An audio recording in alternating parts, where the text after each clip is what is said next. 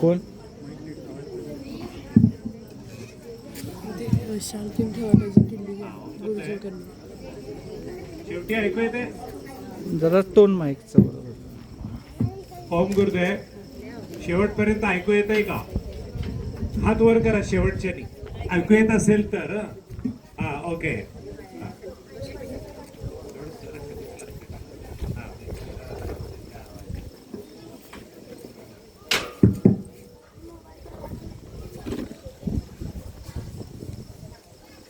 सुरू करायचं काय सत्संग?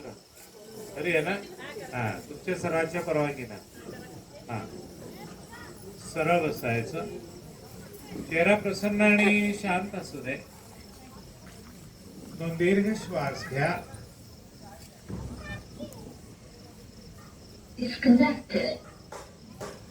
दीर्घ श्वास घेऊन 3 वेळेला ओमचा उच्चार.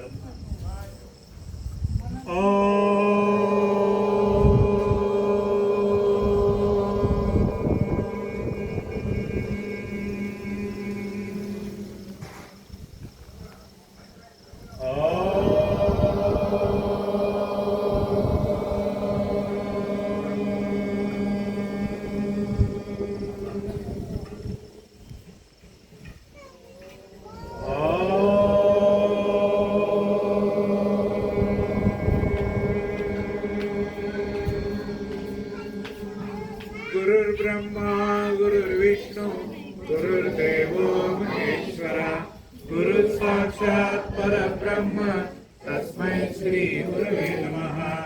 ब्रह्मानंदं परमसुखदं केवलं ज्ञानमूर्तिं द्वन्द्वातीतं गगनसदृशं तत्त्वमस्यादिलक्ष्यम् एकं नित्यं विमलमचलं सर्वदी साक्षिभूतं भावातीतं त्रिगुणरहितं सद्गुरुं नमामि.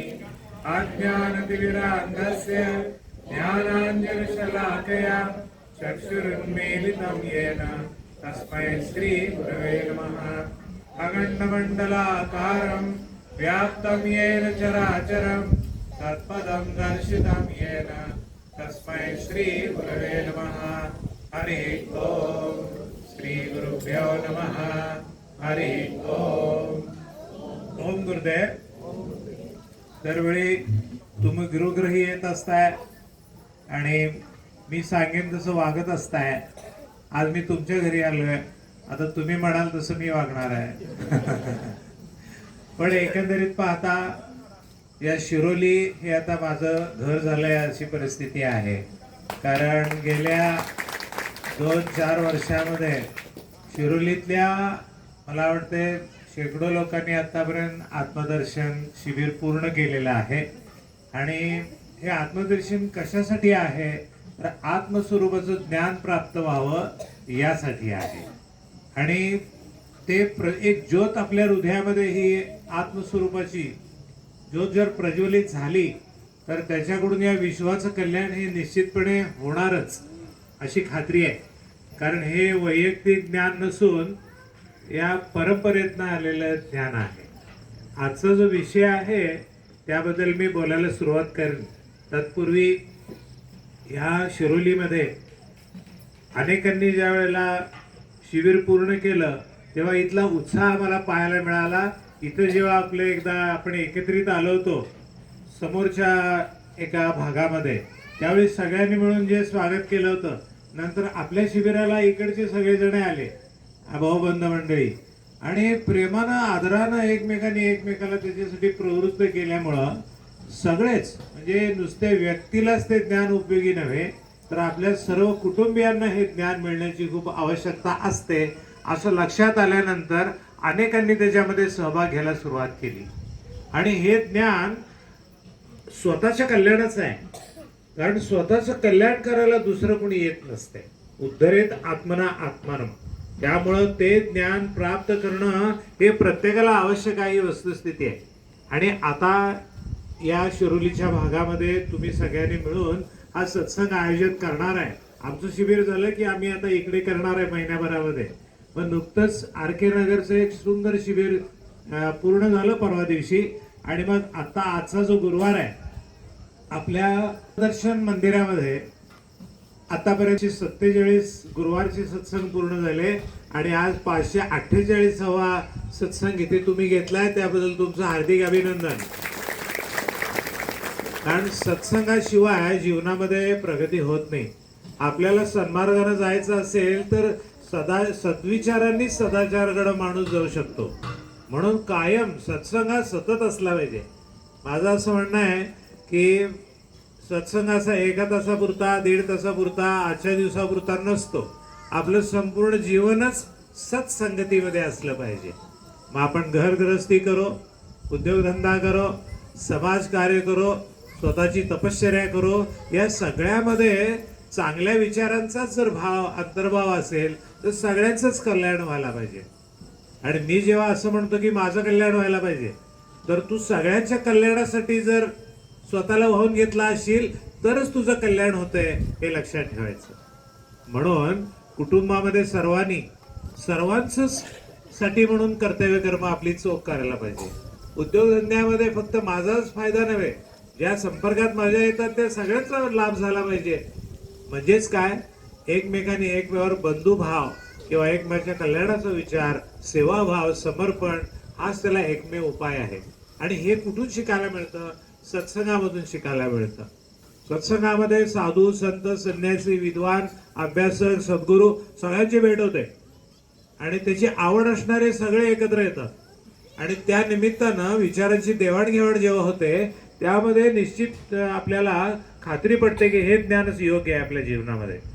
आणि मग त्याप्रमाणे जर व्यक्ती जर आचरण करायला लागली तर परिपूर्णता जाणं शक्य होतंय. म्हणून हे प्रत्येक व्यक्तीबरोबर प्रत्येक कुटुंबामध्ये हे ज्ञान असण्याची आवश्यकता आहे. आणि ते तुम्ही शिरोलीकरांनी प्रत्यक्ष करून दाखवायला लागलाय. आत्तापर्यंत खरं पाहिलं तर 279 शिबिरं झाली आत्मदर्शनची आणि गुरुवारचे सत्संग 548वा चालू आहे. म्हणजे हे ज्ञान जितकं अधिकाधिक लोकांच्या पर्यंत जाईल तेवढं चांगलं आहे. आणि हे कोण एक व्यक्ती करू शकत नाही आणि आपण सगळ्यांनी मिळून ते करायचं असतंय.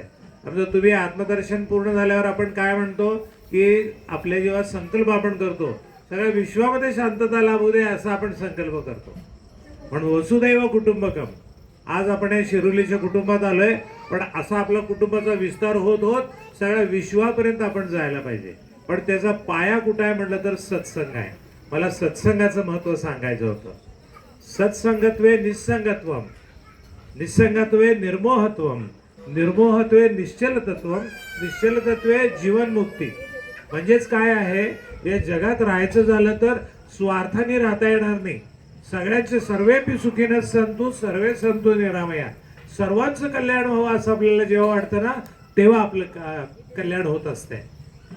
सर्वे भद्राणी पश्यन्तु, सगळ्यांची दृष्टी मंगलमय, शुद्ध, पवित्र, आत्मभावाची असली पाहिजे. म्हणजेच प्रत्येकामधला परमेश्वर आम्हाला दिसला पाहिजे.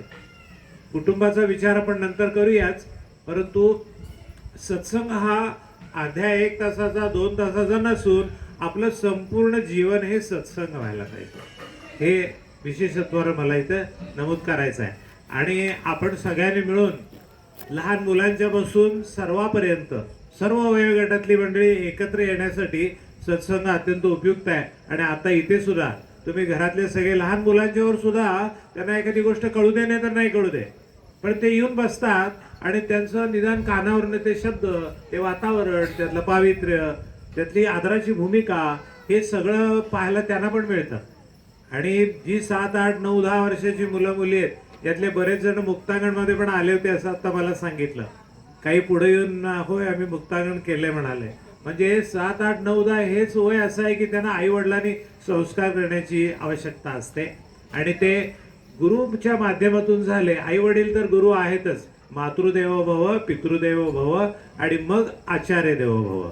त्यामुळे पालकांची जबाबदारी आहे की आपली मुलं आणि मुली घरामध्ये जेव्हा 7 वर्षाचे होतात त्यावेळी त्यांनी गुरुकडे जाऊन हे संपूर्ण जगताचं ज्ञान हळूहळू घ्यायला सुरुवात केली पाहिजे आणि ते शास्त्राला धरून असलं पाहिजे. असो, तर या सत्संगाचं महत्त्व तुम्हाला थोडक्यात सांगितलं आणि तुम्ही तो आज घडवून आणला. पुन्हा एकदा तुमचं सर्वांचं हार्दिक अभिनंदन. आता आपण भारतीय संस्कृती आणि कुटुंब व्यवस्था असा जो विषय, त्याच्याबद्दल एक एक मुद्दा बघायला सुरुवात करूया. अतिशय महत्त्वाचा मुद्दा आहे, कारण भारतीय, एक एक शब्दाचा विचार करूया आपण.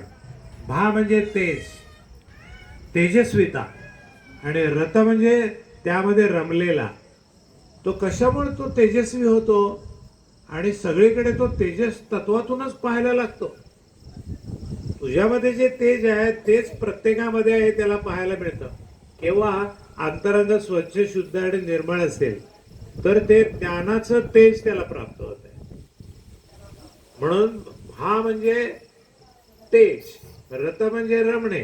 आपला जो भारत देश आहे हा विशेषत्वानं काश्मीर पासून कन्याकुमारी म्हणजे हिमालयापासून हिंद महासागरापर्यंतचा असा विशाल असा देश आहे ना.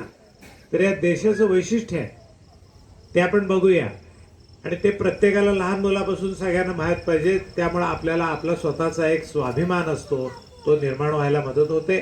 त्या निमित्तानं आपण त्या ज्ञानाला धरून एकत्र येऊ शकतो. आणि संस्कृती म्हणजे काय, जी सुसंस्कृतपणाचे जे विचार आहेत त्याप्रमाणे आचरण करणे. जे जे सत्याला धरून जे ज्ञान आहे त्या ज्ञानाची कास धरणं आणि सुसंस्कार संपन्न होणं आणि त्याप्रमाणे आचरण करणं, या गोष्टी अभिप्रेत आहेत. मग ह्या भारतीय संस्कृतीचं वैशिष्ट्य हे कुठून येतं, तर सगळ्यात महत्वाचं लक्षात ठेवायचं की गुरु परंपरा हे भारतीय संस्कृतीचा सर्वश्रेष्ठ मुद्दा आहे. कारण अनादिकालपासून आपली भारतीय संस्कृती आहे ही अनादिकालची आहे, म्हणून त्याला सनातन हिंदू संस्कृती असं म्हटलेलं आहे. आणि ह्या संस्कृतीचा संस्थापक कोण नाहीये. जेव्हा विश्व निर्माणच झालं नव्हतं तेव्हा कोणी व्यक्ती होती का, नव्हती. म्हणजे प्रगाढ शांत अवस्थेतून, आणि मग ज्ञान, शांती आणि ज्ञान जेव्हा एकत्र येतात तेव्हा श्रेष्ठ दर्जाचं कार्य होत असते. आपण सुद्धा हा मुद्दा लक्षात ठेवूया. आपण घरातलं वातावरण जर शांत असेल तर सगळ्यांची प्रगती होते. उद्योगधंद्यामध्ये शांतता असेल तर तिथे सुद्धा निर्णय चांगले घेतले जातात. समाजामध्ये सुद्धा शांतता असेल तर विकासाची कामं चांगली होतात. आणि जगामध्ये शांतता निर्माण झाली तर एकमेकाचे संस्कार एकमेकावर होऊन वातावरण चांगलं होऊन एक सुंदर असं विश्व असं निर्माण होणं हे शक्य असते. म्हणून शांतता आणि ज्ञान या दोन गोष्टी पायाभूत आहेत. आणि त्यातली जी शांतता आहे ती प्रगाढ शांतता म्हणजे श्री गणेश आहे, आणि ज्ञान म्हणजे सद्गुरू आहे. तर या विश्व निर्माण होण्यापासून दोन गोष्टी कोणत्या महत्वाच्या, शांतता आणि ज्ञान. पण त्या आमच्या जीवनामध्ये उतरल्या पाहिजे. आम्ही ज्या क्षेत्रात जातो त्या क्षेत्रातलं ज्ञान आम्हाला परिपूर्णतेनं प्राप्त व्हायला पाहिजे. मग ते ज्ञान प्राप्त होण्यासाठी काय आहे, पाया शांतता आहे. शांततेमध्ये नवनिर्मितीची बीजे असतात. शांततेमध्ये एकाग्रता होते. एकाग्रता असेल तर अभ्यास होतो. अभ्यास असेल तर तुम्ही ज्ञान मिळवू शकता. आणि ज्ञान मिळालं तर तुम्ही जे क्षेत्र निवडता त्या क्षेत्रामध्ये तुम्ही श्रेष्ठ दर्जाची निर्मिती करू शकता. मग ते कोणत्याही क्षेत्रामध्ये तुम्ही उद्योगधंदा करा, ते शेती असू दे, कारखाना असू दे, ऑफिस असू दे, दुकान असू दे, नाहीतर विद्यार्जन करणारे विद्यार्थी विद्यार्थिनी असू दे, त्या सगळ्यांना पाया म्हणलं तर ज्ञानाचं शांतता आहे. त्यातूनच ज्ञान प्राप्त होत आहे. मग हे ज्ञान नंतर हळूहळू या विश्वाचं पुढच्या पिढ्यापर्यंत उत्क्रांतीवादातून वेगवेगळ्या प्रकारचे कण निर्माण झाले. त्याच्यातून पुढे वनस्पती निर्माण झाल्या. पाणी, पृथ्वी, आप, तेज, वायू, आकाश यातनं ते निर्मिती होत गेली. आणि होता होता अनेक फळझाडं, फुलझाडं, विविध प्रकारची अनेक प्रकारचे किडा, मुंगी, कीटक, प्राणी मात्र, आणि मग बुद्धी चांगली असणारा मनुष्य प्राणी निर्माण झाला त्या उत्क्रांतीतून. आणि त्याला बुद्धी असल्यामुळं तो याच जन्मामध्ये आपल्या अधिक चांगलं काय करता येईल आपल्याला त्याचा विचार करू शकतो. म्हणून आपल्याला मनुष्य जन्म मिळाला आहे हे आपण भाग्यवान आहे म्हणून. तर याच जन्मामध्ये आम्ही परमश्रेष्ठ ज्ञान मिळवायला पाहिजे, मनुष्यत्वम. त्यानंतर सर्वश्रेष्ठ ज्ञान मिळवणं म्हणजे मला या जीवनामध्ये सर्वश्रेष्ठ अनुभूती आली पाहिजे. आणि आत्मदर्शनमध्ये आपण त्यासाठीच एकत्र येत असतो आणि सुरुवातीपासूनच शरीर मन बुद्धीची शुद्धता करून आध्यात्मिक ज्ञानाकडे आपण वेगवेगळ्या प्रोसेसद्वारा जात असतो. आणि त्यावेळी सुद्धा आपण काय करतो, सद्गुरू, निसर्ग आणि स्वतः यामध्ये रममाण होतो. त्यामुळं आपल्याला त्या ज्ञानामध्ये अधिक गोडी निर्माण होते. जे काय गुरु सांगतात त्याप्रमाणे पालन केलं तर आपोआपच त्याचं कल्याण व्हायला लागतं, ते त्याला समजतंय. आणि मग त्या गुरुतत्वाला सोडू शकत नाही तो. आणि मग एकदा आस्था, श्रद्धा, विश्वास एकदा त्या ज्ञानावर अनुभवानं आला, मग तो पुढची जो वाटचाल आहे ना, मग तो आपल्या मनानं चांगलंच कार्य करणार. सगळ्यांशी तो प्रेमानं, आदरानं, सहकार्यानं सर्वांच्या कल्याणाचंच कार्य करणार. प्रत्येकामध्ये परमेश्वर पाहणार, प्रत्येकाची सेवा करणार. आणि त्यावेळेला समर्पणातून प्रत्येकामध्ये जेव्हा परमेश्वर पाहतो तेव्हा सगळ्यांची हसतमुखानं, आनंदानं, हसत खेळत नाचत गात जीवन जगायला पाहिजे. माझं तर असं म्हणणं आहे की उठल्यापासून झोपेपर्यंत कायम तुम्ही प्रसन्न मुद्रा पाहिजे. आणि कष्ट किती पण पडू दे, सेवा म्हणून जर केले ना तर मग थकायला दमायला होत नाही. मला सुद्धा अनेक आपले साधके विचारतात, हो गुरुजी तुम्ही 4-4 दिवस पहाटे 5-4 वाजल्यापासून रात्री 12 वाजेपर्यंत काय न खाता पिता कसे काय राहू शकता आमच्याबरोबर, त्यात आणि 18 तास बोलत राहता. मी म्हणतो एक लक्षात ठेवा, समोर जमलेले सगळी भगवंताची रूप आहे तसं माना, त्यांना शरण जा आणि त्यांची सेवा म्हणून करायला लागला ना, तो परमेश्वर जो आहे तो आपोआप तुम्हाला शक्ती देत असतो, तुम्हाला ताकद देत असतो. आणि प्रेमानं आदरानं तुम्ही बघताना त्यावेळी आपला संचय होत असतो शक्तीचा. तिथे अपव्यय कुठे होत नाही. राग द्वेष लोभ मोह नाही आहे ना, मग कसं काय अपव्यय होईल. सगळ्यांचा आदर करायला लागला, प्रेमानं समर्पण करायला लागला की आपोआपच तुमची एनर्जी वाढायला लागते. आणि मग किती असं जरी आपण कष्ट करत राहिले तरी कष्ट वाटत नाहीत, ते भगवंताचे सान्निध्य लागतं. आणि भगवंताच्या सांगितल्यामध्ये आपुलकी निर्माण होते. सेवा करता करता प्रेमभाव निर्माण होतो. आणि खरा तो एकची धर्म जगाला प्रेम अर्पावे. ज्योत से ज्योत जगाते चलो, प्रेम की गंगा बहाते चलो. प्रेमाशिवाय जीवनामध्ये सगळं काय आहे, वाळवंट आहे. म्हणून सगळ्यांनी एकमेकावर निस्वार्थीपणे कल्याणाचा भाव म्हणजे प्रेम. अपेक्षा त्यामध्ये काय नाही, कर्म करतानाच ते इतकं असं करायचं की सगळ्यांचं कल्याण झालं पाहिजे. मग त्या पद्धतीनं आपण सगळी कर्तव्य कर्म, मग उद्योगात सुद्धा सेवाभावानं काम करायला लागला तर तुम्ही थकत नाही. घरात सुद्धा तुम्ही सगळ्यांचे परमेश्वर मानून काम करायला लागला तर मग तुम्ही थकत नाही, उलट उत्साह वाढतो. अजून नवीन नवीन नवीन काहीतरी निर्माण करावं असं वाटायला लागतंय. तर ती जी अवस्था आहे ती फार सुंदर अवस्था आहे. आणि त्याचा मी जसा अनुभव घेतो तसं तुम्ही पण आनंद प्रस्थानमध्ये घेत असता. आणि ती संस्कृती जी आहे ना, ती आपल्याला आपल्या कुटुंबाबरोबर, उद्योगाबरोबर, समाजामध्ये जिथं जिथं आपण जाऊ त्यांच्यापर्यंत हे ज्ञान कसं जाईल हे बघायला पाहिजे. म्हणून ही भारतीय संस्कृती जी आहे त्याचा पाया कुठे निर्माण झाला तर हे ज्ञान प्राप्त करताना अनेक अभ्यासक, ऋषीमुनी, संत त्यांनी त्याच्यावर एकांतवासामध्ये अभ्यास केला. आणि त्याच्या पायाभूत काही निर्माण काय केलं तर वेद, उपनिषद, ब्रह्मसूत्र, भगवद्गीता आणि संतांचं वाङ्मय तर अपरंपरा आहे. आपला देशच संतांचा देश मानला जातो. आणि महाराष्ट्राची भूमी सुद्धा अनेक संतांनी आपल्याला आपल्या कुटुंबामध्ये प्रत्येकापर्यंत हे ज्ञान दिलेलं आहे. मग ते संत ज्ञानेश्वर, संत तुकाराम, संत नामदेव, असे काय निवृत्तीनाथ आणि अनेक जण, रामदास, हे सगळ्यांनी आपल्याला इतके ग्रंथ दिलेले आहेत आणि विचार दिलेत ना, तर त्याचा अभ्यास जे करतील ना त्यांना, आणि घरामध्ये आपल्या हे ग्रंथ सगळे संतांची वाणी तरी असते. आणि या ना त्या मार्गानं आपल्यावरती ते संस्कार असतात. म्हणून हे जे जिथून आलेले आहेत ते शुद्ध स्वरूपातून आलेले आहेत. आणि ते वाचून आपल्याला जेव्हा समजतात, त्याच्यामध्ये सद्गुरूंच्या सान्निध्यात जाऊन जर वाचन केलं, समजून घेतलं तर ते बारकावे कळतात. आणि बारकावे असतात तेच आपल्याला जीवनामध्ये आत्मविश्वासानं पाऊल टाकल्या उपयोगी असतात. म्हणून आपण सगळ्यांनी घरामध्ये सुद्धा सत्संग झाला पाहिजे.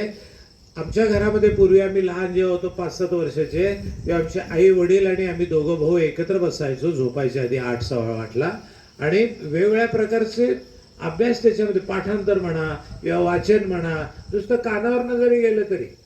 रामायण महाभारताची चित्राची पुस्तकं असायची, आम्हाला वाचता वाचता कळायचं की आधी काय झालं नंतर काय झालं. रामायण महाभारत सगळं माहीत व्हायला लागलं अगदी 6-7-8 वर्षाचा असताना. शिवाय रामायण पाठ झालं, मनाचे श्लोक पाठ झाले, आणि बऱ्याच प्रकारचे शांतीपत्र इत्यादी पाठ झाले. म्हणजे हे संस्कार लहान वयामध्ये व्हायला पाहिजेत या दृष्टीनं. म्हणून साधू संत संन्यासी यांचा, आपला सद्गुरू यांचं सानिध्य आपल्याला पाहिजे. केव्हा आपल्याला प्रगती करायची असेल, आपल्याला शंका असतील तर त्या विचारून आपण खात्री करून घेऊन जायला पाहिजे. आपण ही परंपरा ही गुरु परंपरा आहे की त्यातून अनादिकालपासून शुद्ध ज्ञान पुढच्या पिढीकडे दिलं जात आहे. गुरु शिष्याची खडतर आचरणातून परीक्षा घेत असते. तुमची सुद्धा घेतलेली असते काही प्रमाणामध्ये. आनंदप्रस्थानमध्ये तुम्हाला आहार अगदी जेवढ्याचा तेवढाच दिलेला असतो. पहाटे 4:30-5ला उठवलेलं असतं. रात्री 12:30-1 वाजेपर्यंत तुम्हाला सतत काही ना काहीतरी तुमच्यावरती संस्कार केले जात असतात. त्यामध्ये आपण अनेक प्रकारचे योगासनं, प्राणायाम, मंत्रोच्चार, त्याचबरोबर निसर्गामध्ये खेळायला जातो, त्याच्यावर सान्निध्यात राहतो. अनेक खेळातून आपल्याला शिकायला मिळतं. म्हणून आपल्याला खेळात जीवनाचं रूपांतर करण्यासाठी कल्पना दिलेली आहे की जे काय कराल ते 100% करा. सर्वांना आदरानं, समत्वानं, प्रेमानं सहभागी करून घ्या. आणि तिसरं म्हणजे सगळ्यांना प्रोत्साहन द्या. आणि ते मला या कुटुंब स्नेह मेळाव्याच्या सारखंच आज आपण जमलेलं आहे. तर कुटुंबामधलं वातावरण काय पाहिजे म्हटलं तर अगदी आजोबा पंजोबापासून आई वडील, भाऊ बहिणी, पती पत्नी, मुलं बाळं, नातवंड परतवंड, भाऊ बहिणी, सगळे हे समान सगळ्यांचा आदर झाला पाहिजे. कोणाला कमी आदर दिला, कोणाला जादा आदर दिला असं नसतं. तो एक खेळ सुंदर जमलेला असतो की त्यामुळे प्रत्येकाला आपल्या समाविष्ट करून घ्यायला पाहिजे. सगळ्यांची सेवा करायला पाहिजे. सर्व नात्यातून परमेश्वरच आपल्या समोर आलेला आहे असा भाव जर निश्चित ठेवला तर आपोआप आपल्या हातून जे कार्य घडतं ते सगळ्यांच्या कल्याणाचं आणि हसतमुखपणे आनंदानं घडतं. स्वार्थ आणि अहंकार आहे ना, तो पहिला सोडावा लागतो. कुठेही जगाच्या पाठीवर तुम्ही कुठेही गेला, 2 माणसं भेटली की तुम्हाला अहंकार आणि स्वार्थ बाजूला ठेवून निरंकारी आणि निस्वार्थीपणे एकमेकाबरोबर मित्रत्वानं, आदरानं आपलं कर्तव्य कर्म आहे ती एकमेकाची चांगली करावी लागतात. त्यासाठी हे ज्ञान अत्यंत आवश्यक असतंय. म्हणून हे कुठून मिळतं तर संतांच्या वाणीतनं आपल्याला हे सोपं करून मिळतं. समजा वेद, उपनिषद, ब्रह्मसूत्र, भगवद्गीता संस्कृत भाषेत आहे, तर ते ज्यांनी अभ्यास केलेला आहे त्यांच्याकडनं हे ज्ञान जर आपल्याला मिळालं तर ते शुद्ध स्वरूपातून मिळतंय.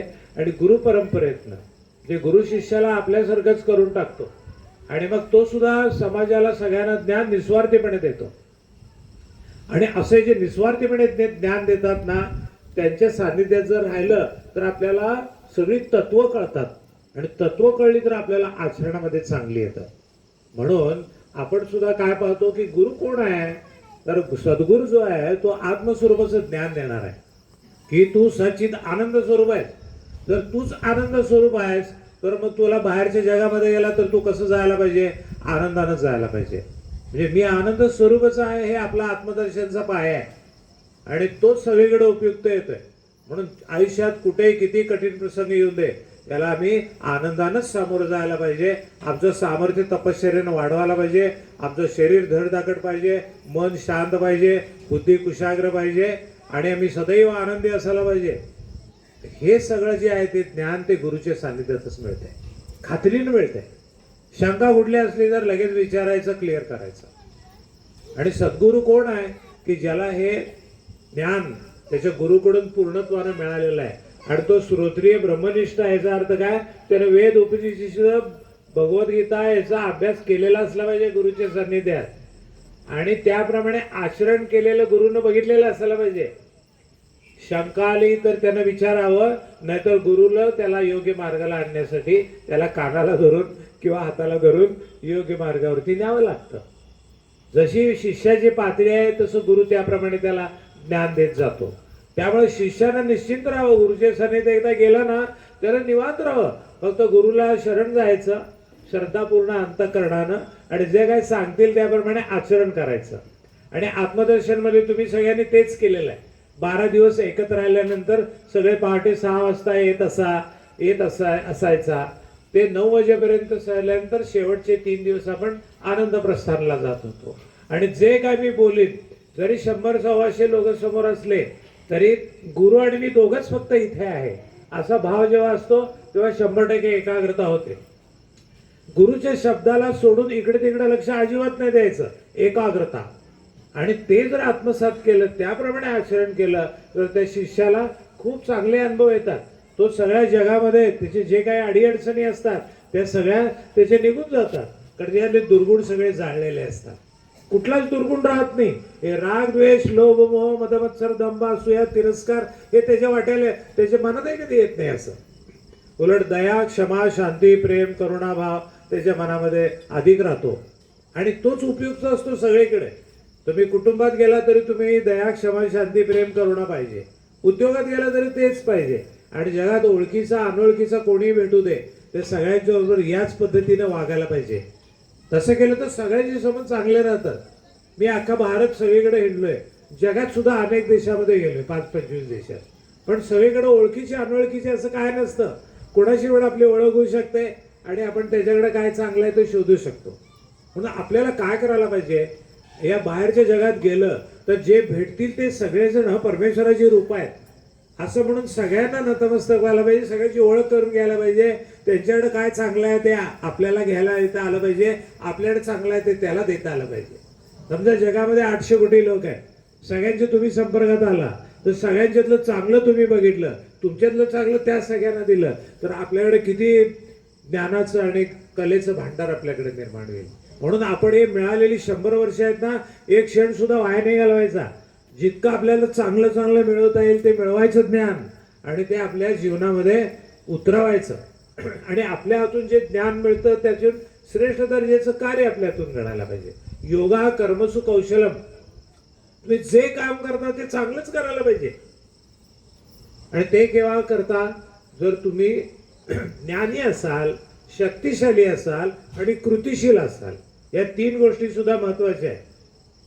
एक तर ज्ञानी पाहिजे, त्याशिवाय तुम्हाला पुढचं काय करायचं ते कळणार नाही. शक्ती असेल तर तुम्ही दिवसरात्र मेहनत करू शकता आणि ती मेहनत करण्याची इच्छा पण मनामध्ये असायला पाहिजे.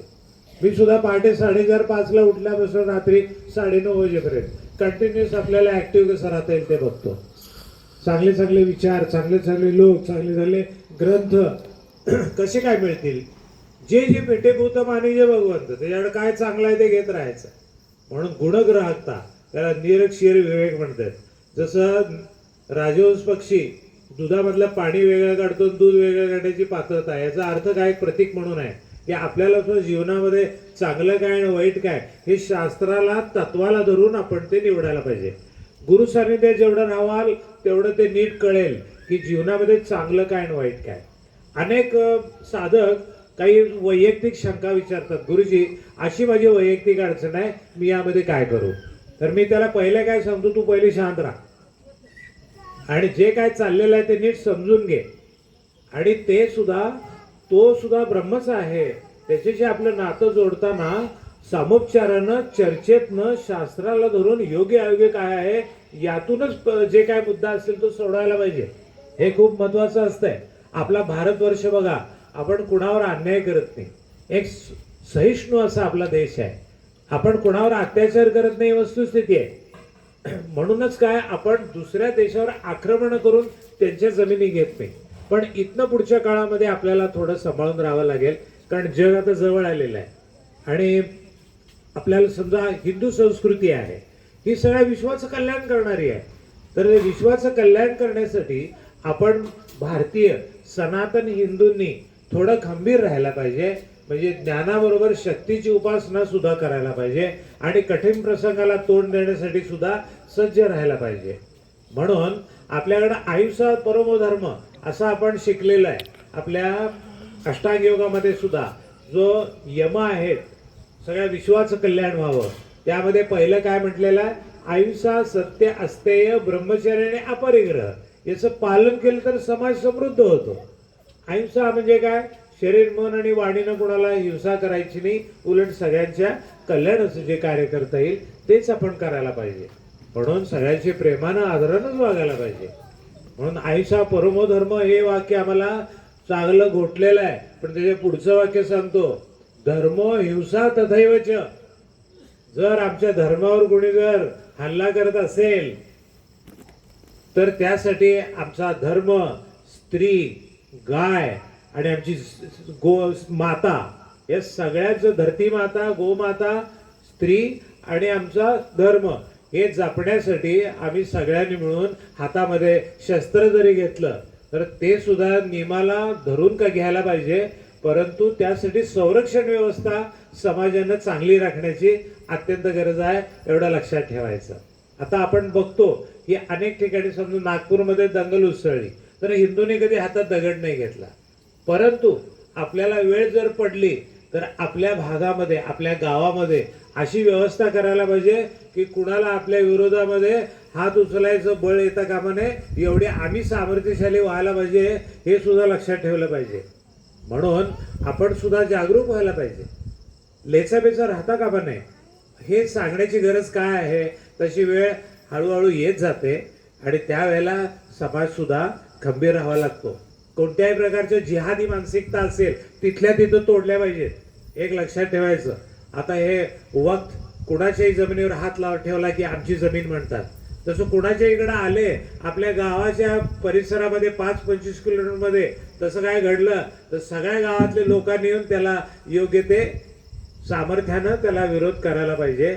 आणि त्यांना कुणालाही तशा पद्धतीचं वागण्याची दुर्बुद्धी होऊ नये यासाठी आपलं आपण संरक्षण करायला पाहिजे, असं मला मुद्दामून सांगावंसं वाटतंय. मी आपल्या आत्मदर्शनमध्ये एवढं डिटेलमध्ये कधी कधी बोलतो, कधी नाही बोलत, पण तरी देखील एकत्र आपण समाजात जर एकत्र आलो तर चांगलंच असं आमच्याकडे आहे, तसं त्याचं रक्षण करणे सुद्धा समाजाची जबाबदारी आहे, हे सुद्धा लक्षात घ्यायला पाहिजे. म्हणून आपल्याला आपली तपश्चर्या करता करता, आपला उद्योगधंदा सांभाळता आपला कुटुंब आणि समाज या सगळ्याचं रक्षण करण्याची अत्यंत आवश्यकता आहे. आता एक तर सद्गुरूच्या सान्निध्यात गेलं तर आपल्याला ज्ञान मिळतं, हे मी सांगितलं. आणखीन एक आहे, आता कुटुंब व्यवस्थेकडे वळूया. आपल्या भारतासारखी कुटुंब व्यवस्था जगाच्या पाठीवर कुठं नाही. मी सुद्धा अनेक देशामध्ये फिरलोय आणि तिथे आपल्याकडे जी एकसंधता आहे ना, एकमेकांसाठी सांभाळून घेणं, एकमेकाला आई वडिलांच्या पासून मुलं बाळ नातवंड भाऊ बहिणी सगळे आपण प्रेमाने एकत्र राहतो. आणि असा इतका जिव्हाळा आणि जीवाभावाचा वातावरण या नात्यातलं इतरत्र आपल्याला बघायला मिळत. आणि हे सामर्थ्य आहे आपल्या कुटुंबियांचं, का तर यातनं चांगले संस्कार बनतात. म्हणजे सगळेच एकमेकाचा आदर करून जेव्हा कुटुंबामध्ये राहतात तेव्हा कुटुंब म्हणजे गोकुळासारखं होत आहे. त्याचं उदाहरण तुम्हाला बघायचं असेल तर आत्मदर्शनच्या शेवटच्या 3 दिवसामध्ये किंवा 4 दिवसामध्ये आपण आनंद प्रस्थानला जातो. आपण 50, 60, 70, 80, 90, 100 किती असतो, सगळेजण 3 दिवस कसे राहतो, गुण्यागोविंदानं राहतो, हसत खेळत नाचत गात हिंडत फिरत, म्हणजे एकमेकाच्याकडे काय चांगलं असेल त्याचा आढावा घेत आपण मजेत असतो, खेळत राहतो, अभ्यास पण करतो, तपश्चर्या पण करतो, एक क्षण वाया नाही घालवत. मग यातनं आपल्याला शिकावं लागतंय की असं आमच्या जीवनामध्ये, आमचं जीवन म्हणजे आनंद प्रस्थान व्हायला पाहिजे. असं प्रत्येकानं परिपूर्णतेकडे जर बघितलं तर खरोखरच हे जीवन आणि समाज फार सुंदर व्हायला वेळ लागत नाही. एक तर कुटुंबातलं वातावरण गोकुळासारखं असायला पाहिजे. आणि मी या शिरोलीमधल्या चौगुले कुटुंबीय बघतोय ना की हे सगळं म्हणजे मला इथं आल्यावरती गोकुळात आल्यासारखं वाटतंय. सगळे हसतमुख, आनंदी, उत्साही, केवढं मनोभावे तुम्ही स्वागत करताय. हे उगीच कोण कोणाचं करत नाही. एक शब्दानं सुद्धा काहीतरी आपल्याला त्यातून काहीतरी नवीन नवीन शिकायला मिळालं, ते आपण आचरणात आणून बघितलं. पूर्वीचे हेवे दावे वादविवाद सगळं जाऊ दे, तिकडं नदीला अर्पण करून टाकूया आणि परत शुद्ध अंतःकरणानं. आणि मला खात्री आहे की हे ज्ञान भारतीय संस्कृतीचं आपल्या कुटुंबामध्ये कसं येऊ शकतंय दुसऱ्या एका मार्गानं. एक गुरुचं सान्निध्य सांगितलं. दुसरं म्हणजे सर्व सणवार 100% कुटुंबामध्ये सगळ्यांनी मनोभावे पूर्णत्वानं समरस व्हायला पाहिजे. तर सगळं भारतीय संस्कृतीचं ज्ञान आचरणात येते आणि सगळ्यांच्यावर संस्कार पण चांगले होतात. आता गुढीपाडवा लवकरच आलेलाच आहे, पुढच्या आठवड्यात जवळपास. तिथून काय करूया, प्रत्येकानं या सणवारांची माहिती आपल्याला आपल्या आजीकडून, आईकडून, बहिणीकडून, मोठ्या किंवा आणि कोणाकडून तरी, सासूकडून, नंदेकडून, कुठून तरी आलेली असते. ते सगळं चांगलं काय आहे ना, त्याप्रमाणे घरामध्ये सगळे सणवार साजरे करूया. उदाहरणार्थ गुढीपाडवा आहे, तर गुढी का आपण उभे राहतो, तर आदर्श तत्वांचं आपल्याकडून आचरण घडावं म्हणून आपण काय म्हणतो, प्रभू रामचंद्रच अयोध्येला आले आणि सडा समार्जन करून, रांगोळ्या घालून, सुगंधी द्रव्य उधळून त्यांचं स्वागत केलं. मग स्वागत करणे म्हणजे काय, राम म्हणजे कोण आहे, तर आदर्श तत्व आहे. मग आम्ही सुद्धा आमच्या जीवनामध्ये आदर्श तत्वांचा विचार केला. आम्हाला रामायणातल्या गोष्टी ऐकल्या तर लक्षात येते की राम किती आदर्श आहे सर्वत्र. आणि मग आमच्या जीवनामध्ये सुद्धा आम्ही आदर्श असायला पाहिजे. एक पत्नी, एक वचनी, एक बाणी, म्हणजे जिद्द, चिकाटी, धैर्य, शौर्य सगळं अपरंपार आहे त्यांच्याकडे. आणि सगळ्यांचं कल्याण करण्यासाठी, दुष्टांचं निर्दालन करणे आणि सज्जनाचं रक्षण करणे. परित्राणाय साधूनाम, विनाशायचे दुष्कृताम, सदरक्षणाय खलनिग्रहणाय, म्हणजे जे दुष्ट आहेत त्यांचा नाश करायचा आणि जे सज्जन आहेत त्यांचं रक्षण करायचं. याची सुरुवात स्वतःपासून करायची असते. स्वतःमध्ये अहंकार, स्वार्थ, आळस, राग, द्वेष, लोभ, मोह, मदमत्सर असले तर ते पहिले जाळावे लागतात. आणि मग त्यातून आपल्याला सद्गुणांची खाण जी आहे ती आपोआप उदयाला यायला लागते. सूर्य जसा आल्यानंतर अंधार जसा काढावा लागत नाही, आपोआप जात असतो, तसं चांगल्या संगतीत राहिला, चांगल्या लोकांच्या संगतीत राहिला तर आपोआप काय होतं, दुर्गुण निघून जातात, काढावे लागत नाही. म्हणून त्याचा अभ्यास पण करण्याची आवश्यकता असते. तर या दृष्टीने आपल्या कुटुंबामध्ये आपण सर्व सण साजरे करायला पाहिजे. मग त्यावेळी आपण गुढी उभी करतो, त्याच्यामध्ये ते कडू आपल्याला पालाही असतो आणि एक गोड माळ पण असते. तो कडू पाला म्हणजे काय आहे, जे प्रगतीला, आपल्या शरीराला पोषक आहे. मग ते श्रेयस असेल तर ते ग्रहण केलं पाहिजे. प्रेयस म्हणजे नुसतं आवडतंय म्हणून तेलकट, तिखट, आंबट, चिंबट, गोडधोड अजिबात खायचं नाही. उलट जरी कडू असलं आणि जर आरोग्याला पोषक असेल तर ते घेतलं पाहिजे. म्हणून आपण त्या दिवशी लिंबाचं सुद्धा, कडुलिंबाचा पाला सुद्धा भले गुळात घालून असेल पण कुठल्या तरी मार्गाने तो ग्रहण करतो. का ग्रहण करायचं, तर आपलं आरोग्य चांगलं राहायला पाहिजे. जशी झाडाला पालवी येते चैत्रामध्ये, तसं आपल्याला सुद्धा पालवी, आपल्यातून चांगल्या विचारांची पालवी फुटायला पाहिजे. आदर्श विचार आमच्याकडे यायला पाहिजे आणि राममय जीवन व्हायला पाहिजे. आणि मी मुद्दामून का म्हणतो हे, की रामचरित मानस जे आहे तुलसीदासांचं, ते 6 महिने मी अभ्यास करत होतो. अयोध्येला गेलो, चित्रकूटला गेलो, अनेक ठिकाणी गेलो, जिथे इथे राम गेलेले आहेत तिथं. आणि तिथं जिथं त्यांचं वास्तव्य होतं तिथं मी राहायचो, तिथं अभ्यास करायचो आणि 6 महिन्यामध्ये रामचरित मानस मराठीमध्ये पद्य पूर्ण करून टाकलं. म्हणजे ते लिहिताना रामच आपल्या हृदयात येते असं वाटतंय. आपल्याला ते चांगले जे गोष्टी आहेत ना त्या रामाच्या, रामानं सगळ्यांना उपदेश केलेला आहे. वडिलांना केला, आईला केलाय, परत प्रजेला केलाय, रावणाला केलाय, बिभीषणाला केलाय, वाली सुग्रीवाला केलाय. रामाच्या सान्निध्यात राम जिथे इथं 11 वर्ष चित्रकूटला राहिले, दररोज सकाळ संध्याकाळ सत्संग असत आणि ते जिथं सत्संग होत असे तिथं मी पण बसायचो आणि तिथे ओंकार म्हणायचो, रामाचं ध्यान करायचो. तुलसी रामचरित मानस जे आहे ते पण वाचन करायचो. त्यातला एक एक शब्द जो आहे ना तो समजून घ्यायचो आणि मग त्याचं मराठीमध्ये आपल्याला इतरांच्यापर्यंत कसं पोहोचता येईल तसाही विचार करायचो. आणि त्यामुळे ते रंगून झालं असं व्हायचं की अरे वा, रामच आपल्या हृदयात आहे. म्हणून आदर्श तत्वांचा विचार म्हणजे राम असं लक्षात ठेवायचं. तर गुढीपाडव्याला आपण नुसती गुढी उभी करायची, बरोबर आहे, पण त्याचा वरचा जो चंबू आहे म्हणजे तो सुद्धा आपला मेंदू आहे समजा. आणि आपण सुद्धा आपला मेंदू शुद्ध, स्वच्छ, निर्मळ आणि चकचकीत आणि चांगला ठेवायला पाहिजे. त्यात एक साखरेची माळ असते, आपल्यामध्ये गोडवा आणि आनंद पाहिजे. तर ते सुद्धा आपल्या पाडव्याला आपण म्हणलं पाहिजे, आज वर्षाचा पहिला दिवस आहे ना, मी इथून पुढे आदर्श तत्वानीच आचरण करणार असं. त्यावेळेला घरातली छोटी छोटी मुलं बिलं सगळ्यांना घेऊन ती गुढी उभी करायला पाहिजे. जे जे काही त्याच्यात आपण व्यवस्था करतो ना, ती लहान मुलांची मुलींच्या पासून सगळ्यांना ते पाहायला मिळालं पाहिजे, तर ते पुढे आयुष्यभर सुद्धा ते गुढीपाडवा साजरा करतील.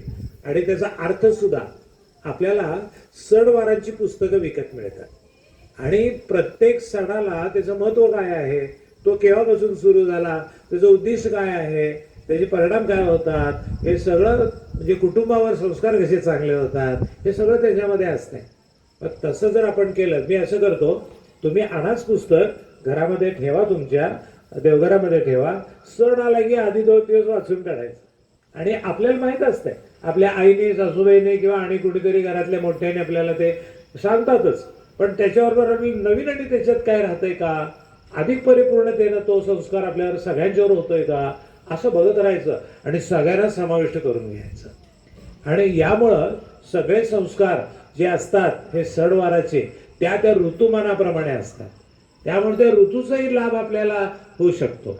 जे आहार चांगला राहतो, मानसिकता चांगली राहते, त्या वातावरणाशी आपण समरस चांगले होऊ शकतो. व तो उन्हाळा असू दे, हिवाळा असू दे, पावसाळा असू दे, त्यानुसार सुद्धा आपल्याला त्याच्यामध्ये स्थिती चांगली राहील असं त्या सणामध्ये वातावरण आपोआप निर्माण होत असतंय. आणि कुटुंबातल्या सगळ्यांना बरोबर घेऊन करण्यामध्ये जी मजा आहे ना, आपण दिवाळी असो, दसरा असो, होळी असो, आणखीन कुठलेही सण, राखी पौर्णिमा असो, या सगळ्या गोष्टी आपण साजऱ्या करताना अत्यंत भावपूर्णतेने करतो. एकमेकांना पाहताना प्रेमानं आपल्या डोळ्यामध्ये अश्रू यायला पाहिजे, सगळ्यांचं कल्याण व्हायला पाहिजे. किती नात्यामध्ये सुद्धा गोडवा असतो, सगळ्या नात्यात गोडवा असतो, पण आम्हाला तो बघता आला पाहिजे, त्यासाठी आमचा अंतरंग शुद्ध पाहिजे. म्हणून सगळ्या नात्यामध्ये परमेश्वर पाहून त्याचा आस्वाद आपल्याला जीवनात घेता आला ना, तर ते एक सुंदर जीवन आपल्याला कुटुंबात मिळतंय. आणि कुटुंबात ज्याला स्वास्थ्य मिळतं ना, त्याचा उद्योगधंद्यामध्ये सुद्धा एकाग्रता व्हायला मदत होते.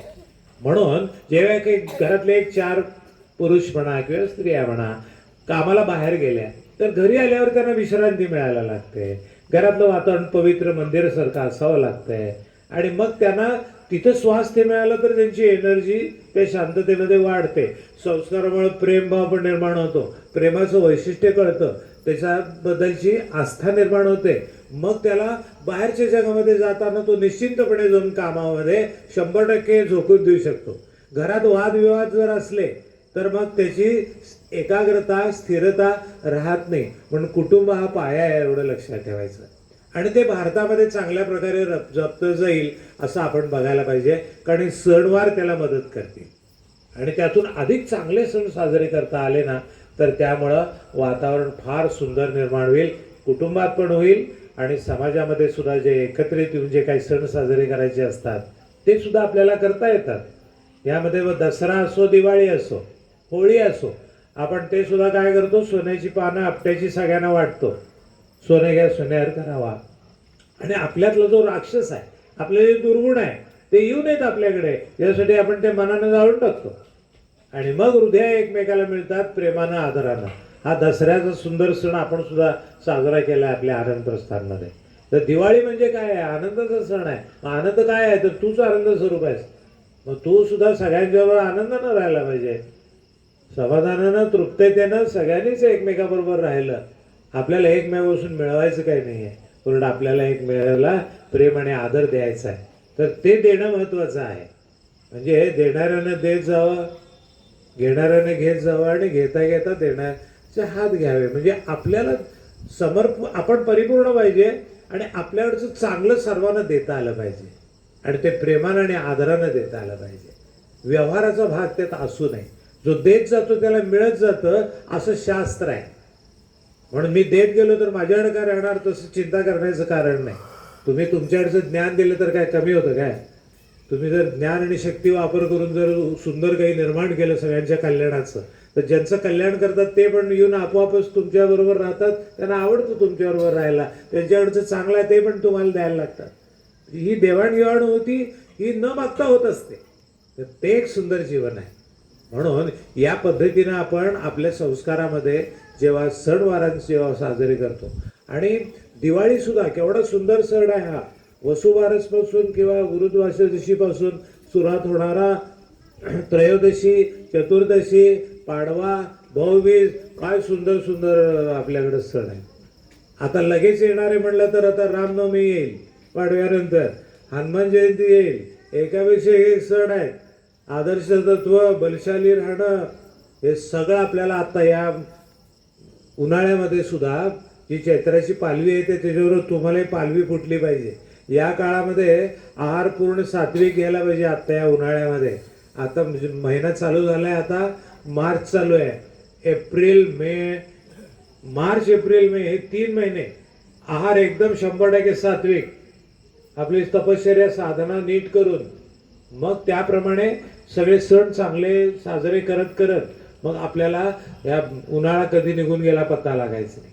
त्यात आणि या उन्हाळ्यामध्ये आता आपल्याला सात्विक आहाराबद्दल मी बोलतोय म्हणून म्हणतोय की आता फळं भरपूर आहेत, करवंद, जांभळं, फणस, आंबा आणि इतर पपया, अमुक तमुक, डाळिंब, हे ते सगळं, संत्री, मोसंबी, हे सगळं भरपूर लयलूट आहे आपल्याकडं. सगळे ड्रायफ्रुट्स आहेत आपल्याकडं, काजू, बदाम, मनुके, बेदाणे, अमुक तमुक, अंजीर, सत्या, अक्रोड, ते सगळं नियोजन करून आपल्याला या उन्हाळ्यामध्ये पचन जरा कमी असते शक्ती, म्हणून सात्विकच यायला पाहिजे तुम्ही. तेलकट तिखट आंबट चिंबट हे ते सगळं वर्ष गोडधोड बेकिंग पावडर मिठाई कम्प्लीट बंद करायला पाहिजे. हे खूप महत्वाचं आहे. तुम्ही सगळे घरातले एकत्र जमला आहेत, महिलाही बरेच आहेत, यांना अजिबात तेलकट तिखट देऊ नका. बेकरी प्रॉडक्ट तर बॅनच करा, कारण हे कोटा खराब करून टाकणार आहे. आणि हे घरातनं व्हावं लागतंय, कारण घरातनं निरोगी असला माणूस तर कामावर चांगलं काम करणार ना. हा, व्याधी झाल्या तर काय काम करणार आहे. म्हणून ते सगळं जपणं या उन्हाळ्यामध्ये आवश्यक आहे. पावसाळ्यात सुद्धा मंद असते पचन, त्यावेळी सुद्धा सात्विकता राखली पाहिजे. म्हणून आपल्याकडे चातुर्मास राखायची पद्धत आहे ना, ते कशामुळे आहे? त्यामुळेच आहे. आठवड्यातला 1 दिवस उपास केला पाहिजे, संकष्टी असो, शनिवार असो, किंवा आणि काय तुम्ही ठरवाल तो दिवस, त्या दिवशी पोटाला जरा विश्रांती द्यायला पाहिजे. म्हणजे मग त्याला विश्रांती मिळाली तर पुन्हा त्याचं शुद्धता आणि परत त्याचं शोषून घेण्याची क्षमता असते ती वाढायला मदत होते. आणि हे सगळं सणवारात आहे, फक्त आपण ते नीट बघायला पाहिजे. म्हणून मी तुम्हाला पुस्तकाकडून अभ्यास का करा म्हटलं, तर त्यामध्ये जे बारकावे आहेत ते तंतोतंत आमच्या आचरणामध्ये घरामध्ये उतरले पाहिजे. आता मी आलोय ते तुमच्या सगळ्यांच्या घरी आलेलं आहे, शिरोलीच्या तुमच्या घरी बोलवल्यानंतर मी तेवढ्यासाठीच आलोय की तुम्ही ज्या वातावरणात राहता ते निसर्गात राहताय. खरं म्हणजे हे सगळं अमृत आहे तुमच्यावर. आपण आनंद प्रस्थानला जातो, डोंगर दऱ्या खोऱ्यात राहतो, तिथं राहिल्यानंतर आपल्याला काय औषधाची गरज वाटत नाही. आपण तसंच तुमचे वातावरण, मी तेच बघत होतो, शिरोलीतले एवढे माणसं उत्साही का, हा निसर्गात राहत आहेत काय. मला आश्रम वाटतोय तुमचा. मी कुठं आलोय म्हटलं तर आश्रमात राहायला आलोय. बघा झाडं बघा एवढी, तुमच्या गावात आहेत का अशी झाडं? नाही आहे. तर इथं सगळं शुद्ध आहे. 2 विहिरी आहेत. जरा दिवसा उजेडात आलो तर जरा उड्या मारूया सगळे म्हणून. सगळेजण घरात कुठं आंघोळ करतात ते बादलीमध्ये, मारा उड्या ते विहिरीमध्ये. मलाही पोहायला आवडतंय, भरपूर पोहलोय मी बरोबर, आणि स्टॅमिना पण चांगला राहिलाय. त्यामुळं म्हणजे एनिवे चांगल्या चांगल्या गोष्टी आहेत त्या आपल्या बाजूला असतात. आपण त्याचा आस्वाद घ्यायला पाहिजे, निवडक बुद्धी पाहिजे आणि शोधक वृत्ती पाहिजे. हे चांगलं काय आहे ते बघायला पाहिजे. आपण असं करूया, हे सणवाराचा मी मुद्दा काढला, बाकी मी तुम्हाला आत्मदर्शनमध्ये भरपूर सांगितलंय. पण सणवाराच्या बाबतीत आपण काय करूया, एक 4 दिवस आधी सणाचं शास्त्रीय महत्त्व हे आपण सगळ्यांना पाठवण्याची व्यवस्था करूया. मी एकटा करेन असं काय नाही. समजा इथे धर्मादी बसले, तिकडे आमचे पाडळीची गुरुमंडळी आहेत, अभ्यासू आहेत, शिक्षक आहेत, ते सुद्धा याच्यामध्ये हातभार लावू शकतात. त्यामुळं प्रत्येकानं आपापल्या परीनं त्याच्यामध्ये काही जर वाढ करता आली, सगळ्यांच्यापर्यंत पोहोचवता आलं तर ते खूप चांगलं आहे. म्हणजे आपोआप काय होईल, समाजातल्या सगळ्यांनाच एक दृष्टी प्राप्त होण्यासाठी प्रत्येकाला माझ्याकडून काय सर्वांना देता येईल असं प्रत्येकानं बघावं, आणि त्याप्रमाणे त्यासाठी थोडा वेळ बाजूला काढून ठेवून सगळ्यांसाठी वेळ द्यावा. ही तत्वाला धरून आणि आचरण केलं ना तर किती सुंदर जीवन मिळतं. हे आपण सगळे मिळून काहीतरी निर्णय घेऊया. त्याप्रमाणे जसं आपण निसर्ग सहलीला जातो, शांती पर्व असतं त्यालाही जातो, यातून नवीन नवीन गोष्टी आपल्याला शिकायला मिळतातच. म्हणून समाजामध्ये एकत्र यायचं तर पहिलं कुटुंब चांगलं पाहिजे असा माझा ठाम निर्णय आहे. आणि सगळ्यांनी एकमेकाचा आदर भरभरून ठेवूया कुटुंबामध्ये, म्हणजे आपोआप सर्व उद्योगात पण प्रगती होईल, घरातही गोकुळ निर्माण होईल आणि सगळ्या सणवारांचा उपयोग करून आपल्याला कुटुंबाची व्यवस्था गोकुळासारखी निर्माण करता येईल. प्रत्येकामध्ये परमेश्वर आहे, तो भाव ठेवला ना तर नतमस्तक होणं खूप सोपं आहे आणि शांततेमध्येच आपल्याला सगळ्यांची जी गुणग्राहकता आहे ना ती अधिक वृद्धिंगत होत जाते आणि प्रगती होत जाते. आता वेगळ्या प्रकारे आपल्याला जगामध्ये सगळीकडे जाण्याची इलेक्ट्रॉनिक्सची माध्यमं उपलब्ध आहे, तर त्याचा उपयोग फक्त चांगल्यासाठी करूया. आणि त्याच्यामध्ये समजा मोबाईल आहे तर कुटुंबामध्ये नियम करा आजपासून की बाबा जेवताना कोणी मोबाईल बघायचं नाही, रात्री झोपण्यापूर्वी 1 तास कोणी मोबाईल बघायचं नाही आणि तो आपल्या खोलीत ठेवायचं नाही, लांबच्या खोलीत नेऊन ठेवायचा. म्हणजे रात्री समजा 9:30ला झोपलं तर पहाटे 4:30 पर्यंत तो तुमच्या 50 फुटावर पाहिजे मोबाईल, जवळ जरा पण नाही ठेवायचा. आणि मग उठल्यानंतर आपली तपश्चर्या साधना बिधना झाली मग जगाशी संबंध येईल तेव्हा बघायचं. अगदी गरजेचं असेल तर बघितलं पाहिजे, पण अन्यथा त्याचा वापर करू नये. विशेषतः महिलांना मी नेहमीच सांगतोय की ते टी व्ही मधल्या सिरियल तेवढं पहिलं बघायचं बंद करा. हा, त्यामुळं घरामध्ये ते रडकं चिडकेन वाकडे तिकडे वागडेन बोलणे आहेत ना ते वातावरण नको. घरातलं वातावरण पवित्र शुद्ध आणि मंगलमय पाहिजे. हा, त्यामध्ये संस्काराचं जिथे असते ना त्या सिरियल अवश्य बघायला पाहिजे. बघू नये असं नसतं, जे चांगलं आहे ते बघावं असं असतं. आणि आपली भारतीय संस्कृती एवढी छान आहे तर त्यातले संस्कार देणारे सिरियल आहेत ना अगत्याने बघायला पाहिजे, कारण त्यातून आपल्याला विविध व्यक्तिमत्व चांगली बघायला मिळतात, चांगले विचार बघायला मिळतात, त्याचे परिणाम बघायला मिळतात. त्यामुळे ते आबालवृद्धापासून सगळ्यांना उपयुक्त काय ते बघायला पाहिजे. म्हणून त्यासाठी आपलं घरातलं वातावरण चांगलं राखणं हे खूप महत्त्वाचं आहे. आपण भारतीय संस्कृती आणि कुटुंब व्यवस्था यातले काही मुद्दे मी घेतले. सगळेच मुद्दे काय आता एका याच्यामध्ये घेता येतात असं नाही, पण हा विषय एक्सपांड करून त्याचे पॉईंट वाईज आपण काय करूया आपल्या दररोजच्या सत्संगामध्ये पाठवण्याची व्यवस्था करूया. हां, मी दररोज जे काय एक विचार लिहून पाठवत असतोय. काल रंगपंचमीवरती लिहून पाठवले बघा सगळ्यांना, थोडक्यात पाठवलंय. कोण वाचतील तुमची 10 पानं? आपले 2-4 एखाद दुसरा पॅरेग्राफ असलं तर पुरे आहे, सगळ्यांना वाचता येतं. आणि ते सुद्धा आपल्या घरामध्ये सगळ्यांच्या समोर त्याचं वाचन करावं की बाबा आता हे नवीन सण आलाय त्याचं आपण सगळे एकत्रित बसून वाचन करूया, समजून घेऊया आणि त्याप्रमाणे घरामध्ये त्याचं आचरण करूया. तर या पद्धतीनं घरातलं वातावरण शारीरिक, मानसिक, बौद्धिक आणि आध्यात्मिक हे सगळं चांगलं कसं राहील. आणि हे विशेषतः मी पुरुषांना सांगतो की भारतीय संस्कृतीचं रक्षण कुणी केलं असेल तर स्त्री वर्गाने केलंय. वाजवा टाळ्या. तुम्ही थांबा, यांना सांगितलं.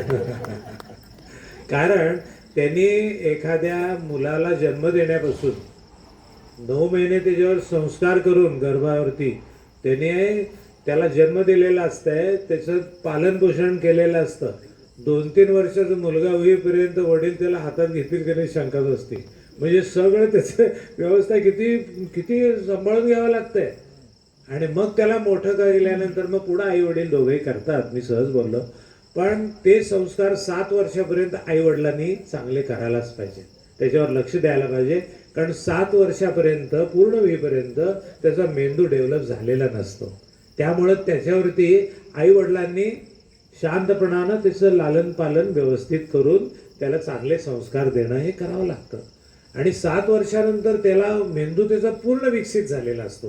त्यावेळी त्याला बाहेरच्या जगामध्ये जे विविध क्षेत्रातले गुरु असतात, मग ते वेगवेगळ्या अभ्यासातले असतील किंवा आध्यात्मिक असेल, तपश्चर्या साधना असेल, खेळ असेल, वेगवेगळ्या प्रकारचे शाळेमध्ये शिकवलेले वेगवेगळ्या भाषा, गणित, विज्ञान इत्यादी याचं ज्ञान त्याला शाळेतनं मिळत जाईल.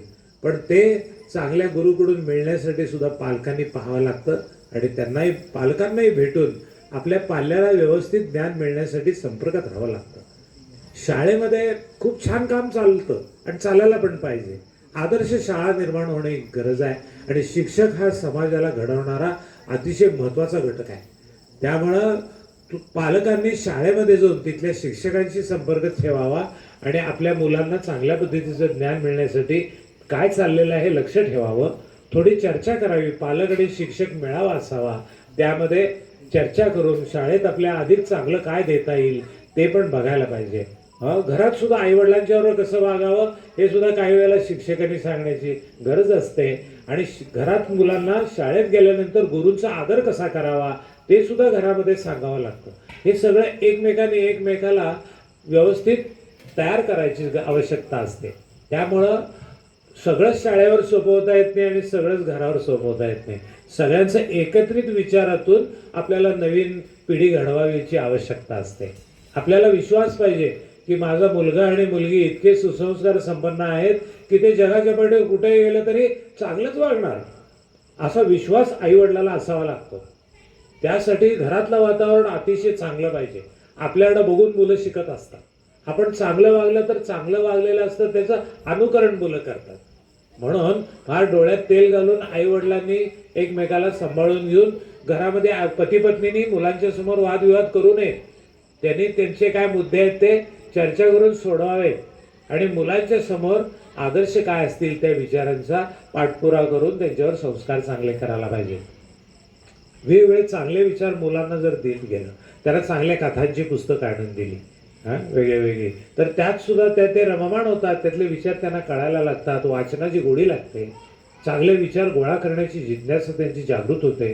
म्हणून आपल्या घरामध्ये त्या वयातल्या वेगळ्या जी काही लहानपणी पुस्तक आहे ती त्यांना दिली पाहिजे. घरात छोटी लायब्ररी पाहिजे आणि त्याला आवड कशी निर्माण होईल ते बघायला पाहिजे. मोबाईलच्या मागे लागण्यापेक्षा हे विचारासाठी इकडनं त्यानं ज्ञान घेतलं, त्याची गोडी लागली, ग्रंथ वाचनाची लागली तर ते सुद्धा अत्यंत उपयुक्त आहे. या पद्धतीनं लहान मुलांच्या पासून सगळ्यांच्यावर संस्कार पाहिजे. घरामध्ये पती पत्नी हे दोघं जण हे घर चालवणारी ही घराची चाकं असतात, तर ती दोन्ही स्ट्रॉंग पाहिजे. तर प्रत्येकानं आपापल्यावरती झालेले संस्कार, आपलं आरोग्य हे फार महत्त्वाचं आहे. पती पत्नीचं आरोग्य चांगलं पाहिजे आणि संस्कार चांगले पाहिजे आणि देण्याची वृत्ती त्यांच्यात झाली पाहिजे. हा त्यातला महत्त्वाचा मुद्दा आहे. आई वडिलांची सेवा करणं हे भारतीय संस्कृतीतले एक महत्त्वाचा घटक आहे. मातृदेवो भव पितृदेवो भव, ज्यांनी आपल्याला जन्म दिला, वाढवलं, मोठं केलं, संस्कार दिले, तर त्यांना त्यांच्या पुढच्या वयामध्ये सुद्धा, वृद्धावस्थेमध्ये सुद्धा अत्यंत प्रेमानं आदरानं त्यांचं सांगोपन जिथं केलं जातं ना ते घर चांगलं म्हटलं जातं. म्हणून ज्या घरामध्ये आईवडिलांची सेवा घडते त्या घराचं कल्याण होतं, कारण त्यांचे आशीर्वाद आपल्याला लाभतात. असतातच ते, पण त्यांची सेवा. मी सुद्धा आमच्या घरामध्ये आईला 10 वेळा पाया पडायचो दिवसात. नंतर अरे संजय एवढ्या वेळा कशाला पाया पडतो? नाही तुला नमस्कार की मला एनर्जी येते, तुझे आशीर्वाद असतात ते मला कळतं. आणि मग बाहेर हिंडून फिरून धाडसानं धैर्यानं काय आपल्या पाठीशी आई वडिलांचे चांगले संस्कार आहेत, चला करूया भरपूर कार्य म्हणून दिवस रात्र मेहनत करायचे, कष्ट करायचे, उद्योगातही करायचे, आपलं आरोग्य सांभाळायचं आणि शिवाय सामाजिक कार्यात पण भरपूर लक्ष घालायचं. आणि चांगलं काय करून आलं की दररोज आईला सांगायचं, आई मी हे आज असं केलं, अरे वा छान संजीव तू चांगलं करतोस बरं काय, लगेच त्यांच्याकडनं येतं. आणि ते आशीर्वाद फार महत्त्वाचे असतात. म्हणून आणि वडिलांना सुद्धा वडिलांचा आदर करणं. आमच्याकडे तर मोठा भाऊ, आई, वडील, आई आणि कोण आपल्याशी मोठे सगळ्यांचा प्रत्येक शब्द म्हणजे पालन केलंच पाहिजे. तर आपल्या घरातल्या मुलांना सुद्धा आई वडील मोठ्यांचा आदर करण्याचा एक प्रघात कसा निर्माण करायचा. आपण जर आपल्या मोठ्यांचा आदर करायला लागलो तर मुलं पण आपला आदर करायला लागतात. हे सगळं समजून घेणं खूप महत्त्वाचं असतंय. मी असं बोलत बसलो तर आधी 3-4 तास बोलत बसेल. तेव्हा आता आपल्याला वेळेपर्यंत थोडं इथपर्यंत आपण थांबूया. पण मी तुम्हाला एक खात्री सांगतो की हा विषय थोडा सविस्तरपणे आपण तर त्याच्यावरती विश्लेषण करून ते प्रत्येकापर्यंत पोचूया. आणि मी एकटाच नव्हे, ज्यांना या विषयावरती लिहिण्याची जर इच्छा असेल त्यांनी मुद्देसूद हे लिहून सर्वांच्यापर्यंत पोचवावं. आणि कुटुंब व्यवस्थेबरोबर सणवार साजरे करणे या दोन्ही गोष्टीबद्दल आपण जरा अधिक जागरूक होऊया. उन्हाळा, हिवाळा, पावसाळा तिन्ही ऋतुमानामध्ये आपलं आरोग्य चांगलं कसं राहील आणि सात्विकता कशी टिकून राहील आणि आपल्या कार्यामध्ये श्रेष्ठ दर्जाचं कार्य आपल्या घडण्यासाठी दिवस रात्र आपण मेहनत करताना या आपल्या क्षेत्रातलं सर्वश्रेष्ठ ज्ञान सेवाभावानं आणि समर्पणातनं कसं होईल, प्रत्येकाला परमेश्वर पाहून कसं होईल हे आपण बघूया असं मला वाटतंय. इथे आल्यावरती तुम्हाला भेटल्यावर मला खूप छान वाटलं, आनंद झाला. कारण इथलं वातावरण आणि तुम्ही ज्या प्रेमानं आणि आदरानं बोलवता ते बघितल्यानंतर मी कायम भारावून जातोय. खरं तुमच्याकडे बघितल्यानंतर माझ्या डोळ्यातनं अश्रू येत असतात, पण मी थोडे थांबून ठेवतो. मी बघतो किती किती आदरानं बघतायत. हा आदर काय व्यक्तीचा नसतो हे पण मला माहीत आहे. हा आदर असतो ते जे महान ज्ञान आपल्याला जे ऋषीमुनींनी दिलेलं आहे ते आपल्या गुरु परंपरेतनं पुढच्या परंपरेमध्ये गेलेलं असतंय. त्यामुळे हे सर्व श्रेय कोणाचं आहे तर ते गुरु परंपरेचं आहे. म्हणून त्या शुद्ध ज्ञानातून आपलं सुंदर जीवन, म्हणून जो काही तुम्ही सुद्धा आल्यानंतर जे काय आगत स्वागत करता ते त्या परमेश्वरालाच आपण समर्पित करून टाकूया आणि सगळेजण आपल्या जीवनामध्ये आपली सर्वार्थानं प्रगती होण्यासाठी आदर्श तत्वांचा आधार घेऊया. राम हे आदर्श आहेत, श्रीकृष्ण हे परमोच्च परमश्रेष्ठ आणि अष्टपैलू व्यक्तिमत्व देवामध्ये पाहण्यासारखं आणि अत्यंत सगळीकडे आनंदानं सगळ्यांचं रक्षण करणं लहान वयापासून ते आयुष्यात कायमस्वरूपी सगळ्या राक्षसांचा निपात करायचा आणि संतांचं चांगल्या लोकांचं समाजाचं रक्षण करायचं. आम्हाला शंकर भगवान तपश्चर्या करून ज्ञान शक्ती आणि मग सगळ्यांचं कल्याण, कुठं विषाचं असलं तरी ते त्यांनी ते पचवतात आणि आपल्या कंठापर्यंत ठेवतात. नीलकंठ म्हणतात त्यांना. पोटातही जाऊ देत नाही, त्यांना मेंदूतही जाऊ देत नाहीत. त्याला तपश्चर्या लागते. म्हणून आपण सुद्धा शिवशंकर भगवानच झालं पाहिजे. आपण पहाटे उठून तपश्चर्या करायला पाहिजे आणि आपण करायला लागलो की आपलं सामर्थ्य, आपलं आचरण तेजस्वी व्हायला लागेल. अशा पद्धतीने भारतीय आपण होणं महत्वाचं आहे. भा म्हणजे तेज. हे तपश्चर्यानं साधनेनं सगळ्यांचा आदर करून कर्मयोग घडला पाहिजे. ईश्वरार्पण बुद्धीने कर्म व्हायला पाहिजे. मी सच्चिद आनंद स्वरूप आहे जाणीवेमध्ये राहून ज्ञान योगी व्हायला पाहिजे.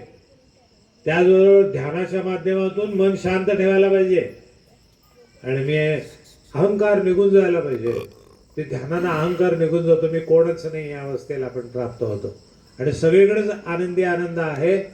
आनंदाचे डोही आनंद तरंग ही जाणीव आपल्याला व्हायला लागते आणि भक्ती आणि प्रेमानं एकमेकाला आत्मसात का आपलंसं करायला पाहिजे. इतका प्रेम वाव ओसंडून व्हायला पाहिजे प्रत्येकाबद्दल. प्रत्येकाचं सानिध्य म्हणजे भगवंताचं सानिध्य आहे असं मला वाटणं हे श्रेष्ठ जीवनाचं अंतःकरण शुद्धतेचं लक्षण आहे असं मला वाटतंय. आता शिये, शिरोली, पाडळी, आर.के. नगर असं कोल्हापूरच्या बाजूच्या परिसरातल्या लोकांनी आता हे ज्ञान आत्मसात करतायत. सांगली जिल्हा, कोल्हापुरामधलं इचलकरंजी, नरसोबाची वाडी अशा सगळ्या ठिकाणी अनेक हजारो साधक आहेत आता. पण ते आपापल्या परीने हे ज्ञान आत्मसात करून मला भेटतात तेव्हा खूप आनंदाने आमची चर्चा असते. चेहरा त्यांचा हसत तो बघायला मला आवडतं. सांगली जिल्ह्यात सुद्धा सगळे तालुके झाले एक विटा सोडला तर. बाकी कुठलाही तालुका सोडलेला नाही. सगळीकडं अनेक खेडेगावं पण झाली.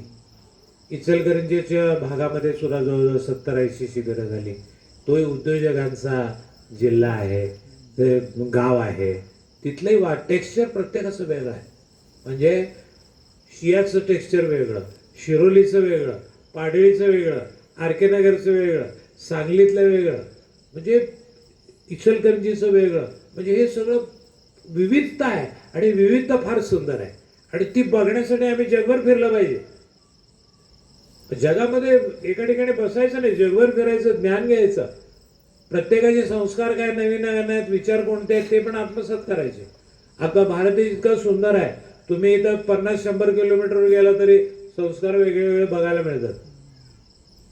महाराष्ट्रातलं संस्कार पद्धती, खानपान, आचरण वेगळं, गुजरातमध्ये गेले की वेगळं, राजस्थानला गेले वेगळं, पंजाबचं वेगळं, ओरिसा किंवा आसाम किंवा उत्तर प्रदेश, उत्तराखंड तिकडे गेलं तर वेगळं, खाली कर्नाटक, केरळ, मद्रास, ओरिसा इकडचं वेगळं. म्हणजे खूप सुंदर देश आहे आपला. आपण सगळ्यांनी काय केल्याने देशाटन पंडित मैत्री सभेत संचार मनुजा चातुर्य येत असे फार. पण हिंडलं पाहिजे, फिरलं पाहिजे, नवीन नवीन लोक भेटले पाहिजे, कोणाकडं काय चांगलं आहे ते आत्मसात करायला पाहिजे. एका ठिकाणी स्नॅग्नंट म्हणजे एखाद्या डबक्यासारखं राहायचं नाही, वाहती नदी पाहिजे. आणि विराट रूप धारण करून ते आपल्या ज्ञानामधून परिपूर्णतेपर्यंत पोचवायला पाहिजे. तसं सामर्थ्य स्वस्थ बसायला जीवन दिलेलं नाही. हालचाल करा, हिंडा फिरा, भरपूर ज्ञान घ्या, भरपूर अनुभव घ्या. सुंदर जीवन आहे हे मी स्वतः अनुभवलेलं आहे, आई वडिलांच्या आणि सद्गुरूच्या आणि सगळ्यांच्या आशीर्वादानं. तुमचेही सगळ्यांचे आशीर्वाद मला आहेत असंच मी मानतो. आणि आपण सगळ्यांनीच एकमेकाची सेवा करूया आणि समृद्ध जीवन काय आहे ते सगळ्या जगामध्ये हिंडूया, फिरूया आणि सगळ्या आनंदाने विहार करूया. तशी सद्बुद्धी आपल्याला सगळ्यांना लाभो अशी मी सद्गुरूचरणी प्रार्थना करतो. आजच्या शिरोलीचे सत्संग मला खूप छान अविस्मरणीय, त्यात म्हणजे तुमच्या चेहऱ्यावरचा भाव जो आहे ना, प्रेमाचा, आपुलकीचा, तो अपरंपार अमृतच तुमच्या त्या शब्दातून, बोलण्यातून, वागण्यातून पाहायला मिळत आहे. असंच सामर्थ्य आपलं सर्वांचं वाढत राहू दे. आपण ज्ञानी बनूया, शक्तिशाली बनूया आणि सतत कार्यरत राहूया. तेच खरं म्हणजे जीवनाचं सार आहे असं मला वाटतंय. आपण अनेक जण एकत्र पुन्हा पुन्हा येत जाऊया. अधिक चांगलं काय आपल्याला निष्पन्न करता येईल ते करूया. त्याच्या सूचनाही तुम्ही मलाही देत जावा. गुरुजी हे पण त्यात घाला, ते पण घाला, ते पण आपण नवीन नवीन काहीतरी सगळे मिळून अधिक चांगलं काय करता आलं तर ते पण करूया. प्रत्येकामध्ये चांगलं असतं यावर माझा विश्वास आहे, म्हणून मी मुद्दामून तुम्हाला म्हणतोय. आणखीन एक संकल्प आहे आपला. मोस्टली एक महिन्याच्या अंतरावरती मी दर डायरीमध्ये जे मुद्दे लिहितो ना, ते त्याचं एक पुस्तक रूपातनं करण्याचं आता सांगलीच्या मंडळींनी ठरवलंय. डॉक्टर धर्माधिकारी इथे आहेत समोर, आपण टाळ्या वाजवून त्यांचं कौतुक करूया. आणि त्याचं जे कार्य आहे ते अत्यंत आदर्श आणि सगळ्यांना बरोबर घेऊन ते स्वतः आदर्श आहेत आणि सगळ्या सांगलीतल्या साधकांना इथे खूप पद्धतीने एकत्रित करतात, त्यांना मोटिवेट करतात आणि स्वतः पुढं होऊन मेहनतीनं ते ज्ञान सर्वांच्यापर्यंत पोहोचवत आहेत. गेले 2 शिबिर मी बघतोय, फार चांगले संस्कार करत आहे. इथे सुद्धा आमचे शियाचे विलासराव आणि इतर अनेक मंडळी त्यांनी सुद्धा त्या परिसरामध्ये खूप छान कार्य करायला लागलेत. तर आर के नगरमधली मंडळी इथं आलेली आहेत.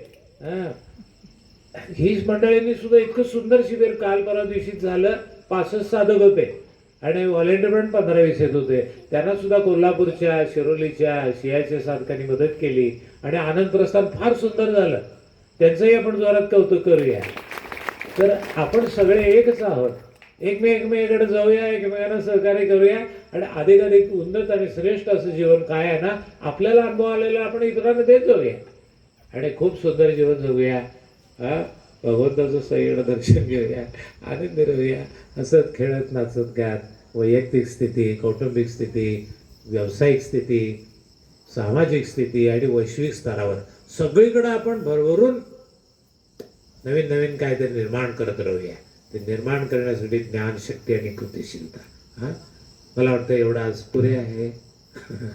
आपण सगळ्यांनी शांत चित्तानं ऐकून घेतलं. कारण हे ज्ञान काय आहे, एक एक शब्द हा अमृताचा परंपरेतनं आलेला आहे. त्या परंपरेला नतमस्तक होऊया. श्री गणेशाला, सद्गुरूला सगळ्यांना नतमस्तक होऊया. तशीच आम्हाला सद्बुद्धी सदैव मिळत राहो अशी प्रार्थना करूया. ओम गुरुदेव, ओम गुरुदेव. 3 वेळेला ओम चौच्या.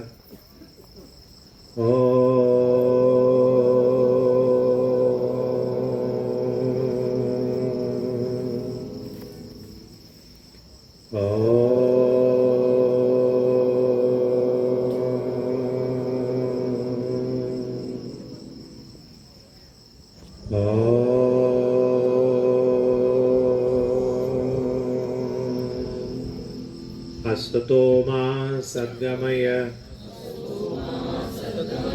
तमसो मा ज्योतिर्गमय, मृत्योर्मा अमृतंगमय.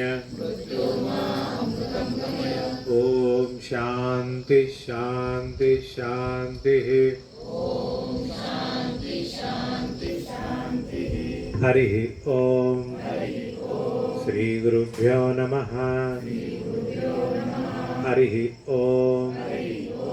ओम गुरुदेव. आता 15 तारखेपासून 26 तारखेपर्यंत इचलकरंजीला शिबिर आहे 280. त्यानंतर 281 आहे ते सांगलीला आहे. 5 ते 16, 7 मे ते 17 मे. ओके, सांगलीचं आहे. आणि सांगलीचं शेवटच्या आठवड्यात कदाचित लहान मुलांचं शक्यता आहे. परत 2 जून नीट लक्षात ठेवा, कान असे करा म्हणून हलवा. 2 जून ते 13 जून शिरोली, जोरात शिरोलीमध्ये शिबिर आहे. आणि मला ते इथले शिरोलीचे मंडळींनी सांगितलं की या वेळेला आम्ही जितकं जास्तीत जास्त मोठ्या प्रमाणात आणि चांगलं अधिक काय करता येईल ते आम्ही करणार आहे. बाकी सगळ्यांचा सपोर्ट आपल्याला आहेच आहे. त्याचबरोबर बाकी मग पुढचं जे आहे ते आपण नंतर नियोजन उरलेल्या वर्षाचं करणारच आहे, ते कळवूया. पण ज्या ज्या गावामध्ये इचलकरंजी किंवा सांगलीला तुमचे रिलेटिव्स, फ्रेंड्स किंवा उद्योजकामधले काही संपर्कातले असतील त्यांना सुद्धा या पुढच्या आठवड्यामध्ये किंवा ज्या त्या योग्य वेळ मिळेल त्यावेळेला आपण आपली ओळखीच्यांची नावं तिकडे पाठवून देऊया. हां, ओम गुरुदेव. आणि आणखीन काही सांगत नाही, एवढं पुरे आहे. ओम गुरुदेव. आता आणखीन असं आहे की आपण जमलोय छान, फक्त एक 2-3 जरा आजच्या कार्यक्रमाबद्दल थोडं मनोगत व्यक्त करा. एक शिरोलीतला एक जण करेल, तो शेवटी करेल, मग त्यात त्याला काय आभार मानायचे असतील का आणि काय माझे ना सोडून इतरांचे. हां, तर मी धर्माधिकारी डॉक्टरांना म्हणतो तुम्ही 1-2 मिनिटं बोला. शियाचं विलास आलाय ना तिथे, आहे ना तिथे, किंवा पाडळीचे गुरु आहेत का तिथे? हां, या म्हणा पुढे या. 1-2 शब्द बोला, मग शिरोलीतले फायनल टच करतील.